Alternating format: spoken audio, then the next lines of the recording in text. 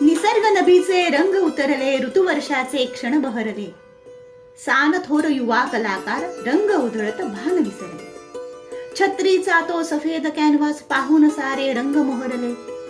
घेऊन कॅम्लिनचे रंग बिलोरी कुंचले सराईत सरसर फिरले. निळा जांभळा केशर पिवळा बागडत मग मुक्त विखरले. पान फुले अन पाऊस रेषा विविधारंगी आकार पखरले. फुलपाखरे अन भुंगे भिरभिर पक्षी आनंदे गगनी विहरले.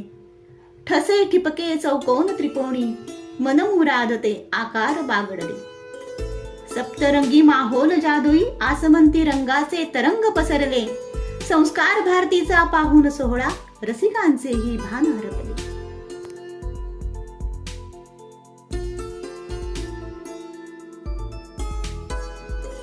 पावसाळा आणि छत्री यांचं एक अतूट नाते. दुकानात मिळणारी नेहमीची काळ्या रंगातील किंवा डिझाईनची छत्री प्रत्येकाकडेच असते, पण आपल्याला आवडतील ते रंग, थीम, डिझाईन हे सगळं आपल्यालाच आपल्या छत्रीवर उतरवण्याची संधी मिळाली तर कसली मजा ना. आणि ही सुंदर संधी संस्कार भारती पिंपरी चिंचवड समितीने नुकतीच उपलब्ध करून दिली. आर हँडमेड्स व कॅम्लिन यांच्या सहकार्याने छत्री रंगवण्याच्या कार्यशाळेचे आयोजन करण्यात आले होते.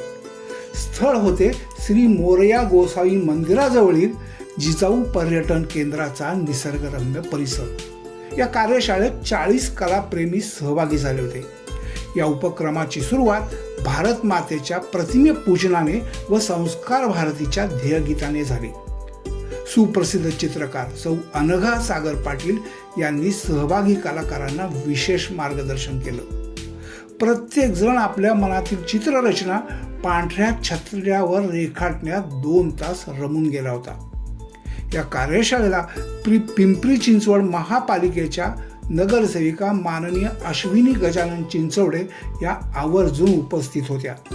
त्यांच्या हस्ते 3 सर्वोत्तम छत्र्यांना कॅम्लिन कंपनीच्या वतीने बक्षिसे देण्यात आली. हा उपक्रम यशस्वी होण्यासाठी संस्कार भारतीचे उपाध्यक्ष श्री प्रफुल्ल भिष्णुरकर, सचिव सौ लीना आढाव, आर हँडमेड्सच्या सौ रती देशमुख, कॅम्लिनचे श्री मंगेश सातपुते आणि श्री मुकेश यांनी विशेष परिश्रम घेतले.